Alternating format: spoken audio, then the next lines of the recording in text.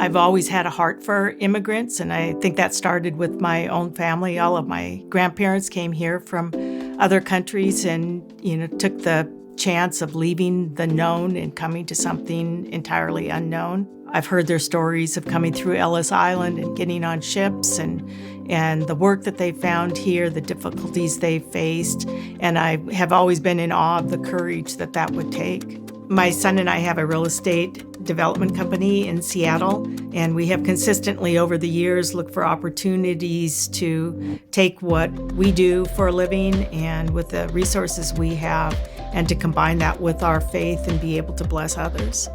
In August of 2021, we found ourselves with a vacant house. We had a project we were working on, and that vacant house was going to be available for about 6 months. And at that same time, we began to hear of the news reports of the fall of Kabul. We learned that a lot of the Afghan refugees would be coming to the Seattle area, so we reached out to World Relief to offer up our house for the newly arriving refugees. So World Relief said yes. And we next turned to getting the house ready. We needed to make some repairs. We needed to furnish the house. We needed to get food in the kitchen. And so we set a date for a work party, reached out to family, friends, BelPres people. And on that work party day, we had donations overflowing in the front yard. And we had more people than we could really fit in the house at one time. And we were able to get everything ready in one weekend. So World Relief came by for an inspection, spent about 2 minutes, and said, by the way, we have the first family here ready to move in. We were not expecting to have the opportunity to meet that first family, so we were able to help them move their few belongings in, to welcome them, and to see their 18-month-old run to the toy section and pick up the ball. And the first thing the father said was he had a ball in Kabul, but we had to leave it behind.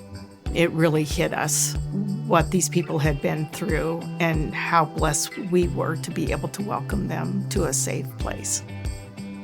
I'm a planner, and we decided this wasn't something we would plan, that we very much felt the Holy Spirit in it, and that we would follow him and see where it went.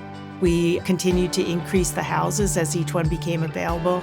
We continued to increase the donor and volunteer pool. And 2 years later, we have now welcomed more than 300 refugees.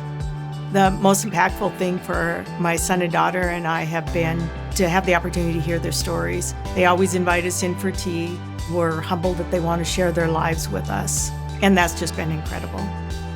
So about 6 years ago, my life in a matter of an afternoon got turned upside down, and I realized at that point that my foundation had to be God. I wanted something more from that relationship, something deeper than just attending church on Sunday.